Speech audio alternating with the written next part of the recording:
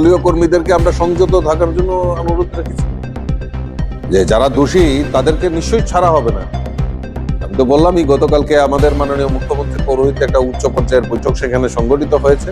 সেখানে ডিজি এবং ডিজি থেকে শুরু করে চিফ সেক্রেটারি এবং অন্যান্য আধিকারিকরাও ছিলেন এবং স্পষ্ট ভাষায় বলা হয়েছে। এবং অনেকেই হয়তো আনন্দ পাচ্ছেন, অনেকেই হয়তো উল্লাস করছেন, কিন্তু এই উল্লাস নয়, তার পরিণাম কিন্তু ভুগতে হবে। কাজেই বিজেপি পার্টি অফিস আক্রমণ, অগ্নিসংযোগ করে বিজেপি অফিসকে মানে কর্মীদের উপর আক্রমণ করে কেউ যদি মনে করে রেহাই পাবে, এটা স্বপ্ন দেখছে। এবং আমরা ভারতীয় জনতা পার্টি, আমরা আইনের প্রতি পূর্ণ আস্থা রয়েছে।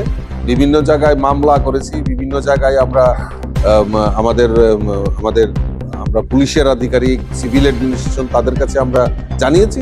পরবর্তী সময় আমরা দেখব, কিন্তু কাউকে রেহাই করা হবে।